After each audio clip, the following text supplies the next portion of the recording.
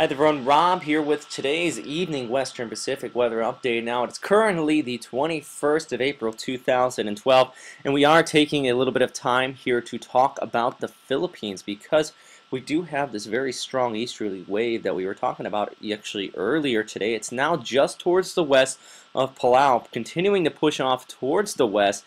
And it's going to be bringing some very heavy rainfall to the southern portions of Visayas and also Mindanao, bringing the threat of some flash floods and also landslides. Actually, Bagasa has already issued an advisory on this area stating that that risk will be rather high as this rainfall continues to push off towards the direction. But also want to take your attention off here towards the northwest because this is a cold frontal system. It's continuing to dive in out of southeastern China. It brought all of that severe weather. Hong Kong actually reported a tornado on Thursday, and there was a lot of canceled flights actually in the latter part of the week due to strong thunderstorms that pushed across the Guangdong province. Well, it does look like the system's finally pushing away, but the collision of these two air masses potentially could bring the risk of some severe weather. And actually take a look at the lifting index here, and let's start off right here. Now this is about 12 hours from now, and you do see these areas in reds just north of Luzon. Well, that's indicating that very strong upward vertical motion, but continue to go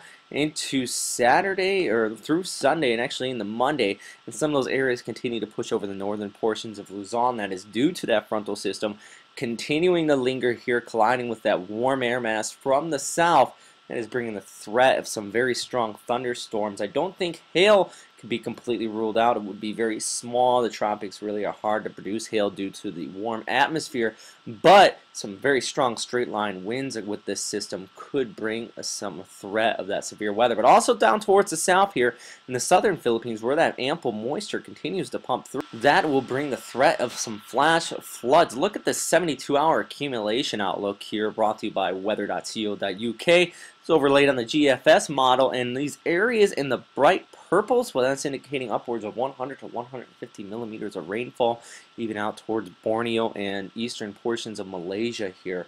You are seeing that rainfall continuing to accumulate. So it does look like the southern portions of Philippines, southern port Visayas, northern Mindanao, and also even out towards Kota Kinabalu, you are having the risk of the flash floods, especially in some of the urban areas where you do have that poor drainage occurring. You do have that risk. So definitely, if you are driving your car around, please be careful. Don't drive through any water that you cannot see the bottom of. No one likes to be unexpectedly surprised by finding out that that pool of water is actually a lot deeper than you originally anticipated. But if you are out here across the Philippines this weekend, you will need an umbrella handy. But also, if you are living in one of those low-lying areas that are susceptible to flooding, definitely would keep on your toes as this easterly wave continues to push through. But good news, it doesn't look like it's going to develop into anything significant, just bring an ample amount of moisture.